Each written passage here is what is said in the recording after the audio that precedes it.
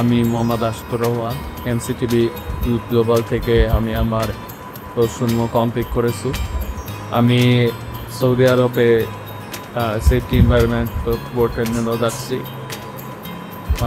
প্রতি বছর আমাদের যত বোর্ড প্লেস আছে সব জায়গায় অনেক অ্যাক্সিডেন্টস ঘটে। তারপরে অনেক লেবার বা অনেক পোর্টার্স যারা আছে তারা অনেকভাবে ইনজুর্ড হয়।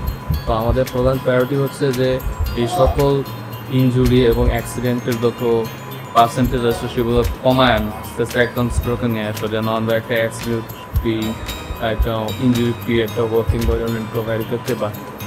তো এনস্কেল গ্লোবাল আমাদের এখানে আমি পোষা এবং আইএসএমএন্ডারে তারপরে ফায়ার সেফটি ফার্মিং রিসিভার এগুলোর উপর অনেক পোস্ট করেছি।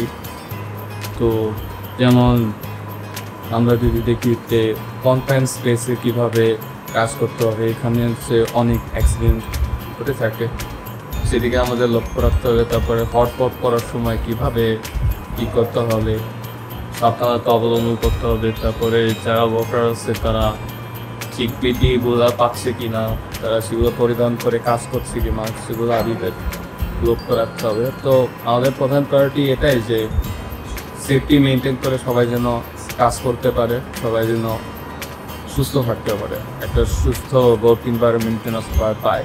কোনো একটা ওয়ার্ক প্লেসে ওখানে আমার সেফটি এনভায়রনমেন্টে জব নিতে হলে সেফটি অফিসার হিসেবে বা পারমিট রিসিভার যেটাই আমি দাঁড়িয়ে রাখেন, তো আমার এইসব কোর্স যে আমি করেছি এইসব ব্যাপারে যে আমি জানি, আমি এগুলোতে বুঝি, তো সেগুলো যে প্রমাণস্বরূপ আমার যে সার্টিফিকেটগুলো আছে তো সেগুলো আমি সেখানে শো করলে আমাকে সেখানে অগ্রাধিকার দেওয়া হবে কাজের জন্য।